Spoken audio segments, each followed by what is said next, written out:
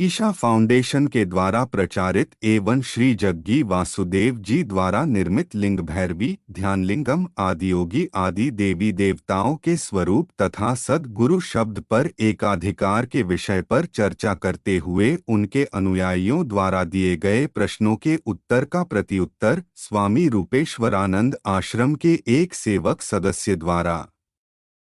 प्रश्न संख्या 1, क्या सद्गुरु नाम का कोई व्यक्ति है या यह कोई पदवी है जो सभी संत महापुरुषों के लिए प्रयोग की जाती है?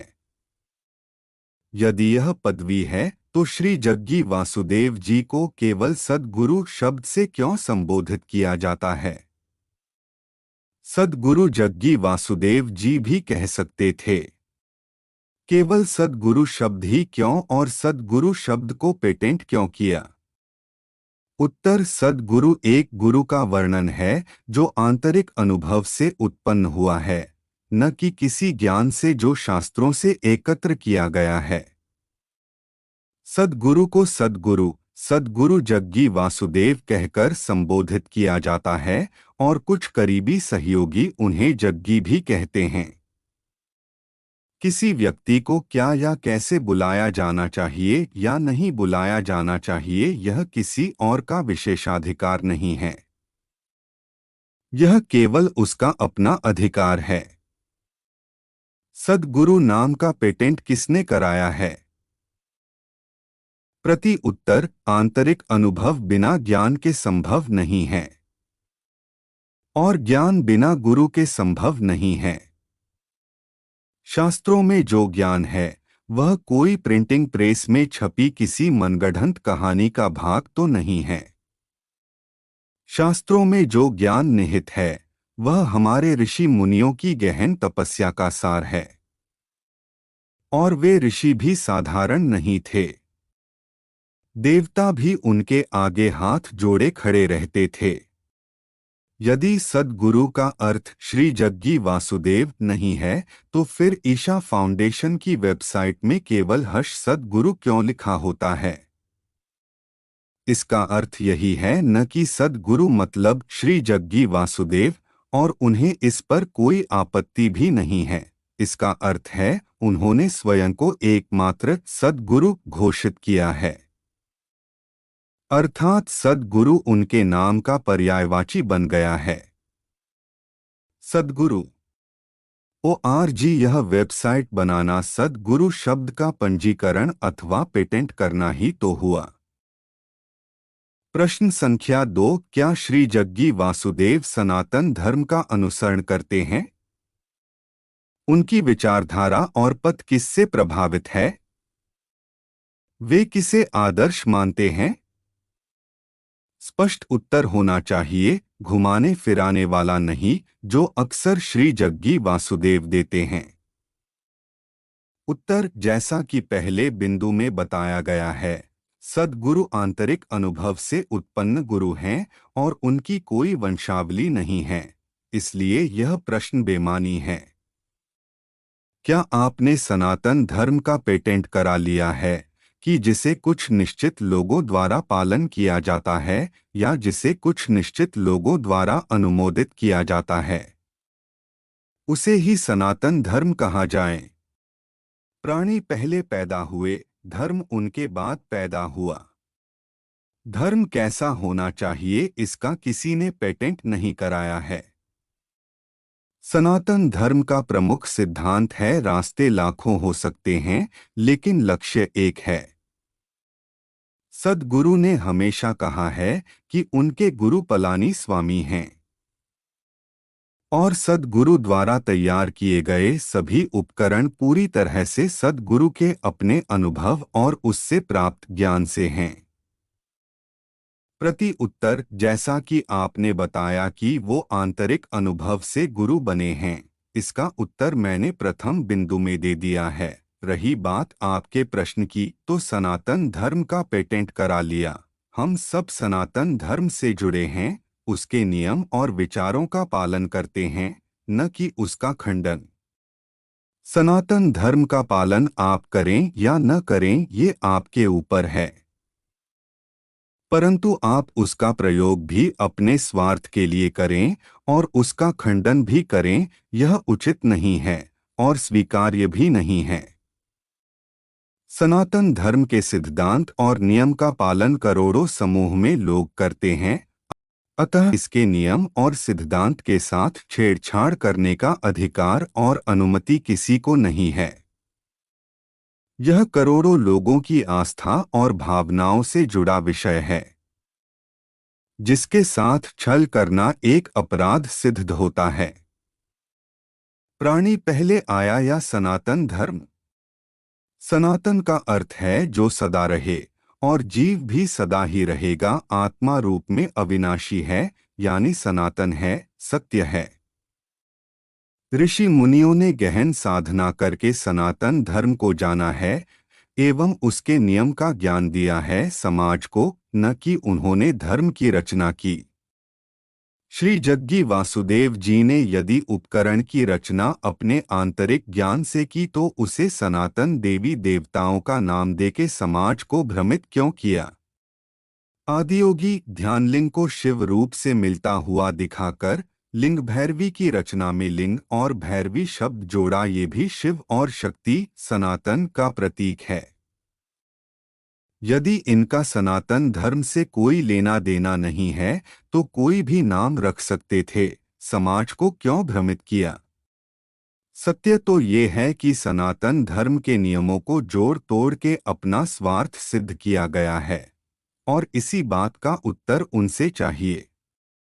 प्रश्न अब भी वही है, क्या श्री जग्गी वासुदेव सनातन धर्म का अनुसरण करते हैं? उनकी विचारधारा और पथ किससे प्रभावित है? वे किसे आदर्श मानते हैं? स्पष्ट उत्तर होना चाहिए, घुमा फिराने वाला नहीं, जो अक्सर श्री जग्गी वासुदेव देते हैं। यदि उनके गुरु पलानी स्वामी है, क्या उनका दायित्व नहीं बनता है पहले वे एक शिष्य बनकर अपने गुरु के विषय में समाज को बताते कि वे किस परंपरा का अनुसरण करते आए हैं, और श्री जग्गी वासुदेव जी को अपने गुरु के ज्ञान को महत्व देना चाहिए। नए उपकरण बनाने की क्या आवश्यकता पड़ी? इससे सिद्ध होता है कि उनके गुरु के ज्ञान में अपूर्णता थी, अभी तक जो भी सद्गुरु के रूप में ऋषि मुनि संत महापुरुष आध्यात्मिक जगत में हुए हैं, वे एक निश्चित परंपरा का अनुसरण करते आए हैं। वे सभी श्रेष्ठ ब्रह्मस्वरूप को प्राप्त होते हुए भी सनातन धर्म के विपरीत आचरण नहीं किए। क्या श्री जग्गी वासुदेव जी भी उसी परंपरा का पालन कर रहे हैं? प्रश्न संख्या 3, यदि सनातन धर्म का अनुसरण करते हैं तो भगवान शिव को आदियोगी और शिवलिंग को ध्यानलिंग के रूप में क्यों प्रस्तुत किया है? और यह लिंग भैरवी बीच से कटे हुए सर्प की पूजा का विधान किस सनातन धर्म के शास्त्र से लिया गया है? उत्तर, शिव के कई रूप हैं, जिन्हें सभी वास्तविक गुरु जानते हैं। आदियोगी उनमें से एक रूप हैं। काशी विश्वनाथ भी शिव हैं, अरुणाचल भी शिव हैं, महाकाल भी शिव हैं, रामेश्वर भी शिव हैं, सभी लिंग शिव के ही स्वरूप हैं, इससे इनकार नहीं किया जा सकता। फिर भी प्रत्येक लिंग का अपना अपना भेद है। ध्यानलिंग लिंग के एक निश्चित रूप का वर्णन है, जिसमें सभी 7 प्रमुख चक्र सक्रिय हैं। जैसे ज्योतिर्लिंग स्वयंभू लिंग का वर्णन है। इसे ध्यानलिंग कहना अधिक उपयुक्त है, क्योंकि इस प्रकार का केवल एक ही है। ईशा में अपनाई जाने वाली किसी भी विधि को किसी भी धर्मग्रंथ द्वारा अनुमोदित करने की आवश्यकता नहीं है। एक जीवित गुरु अपना स्वयं का एक धर्मग्रंथ है और सभी धर्मग्रंथों से बढ़कर है। जब आप किसी वास्तविक गुरु को देखें तो धर्मग्रंथ को फेंक दें और गुरु के पास जाएं। हमारी संस्कृति हमेशा इसी का पालन करती आई है। कृष्ण ने यह नहीं कहा कि कोई भी धर्मग्रंथ उनसे परे है, न ही राम ने कहा।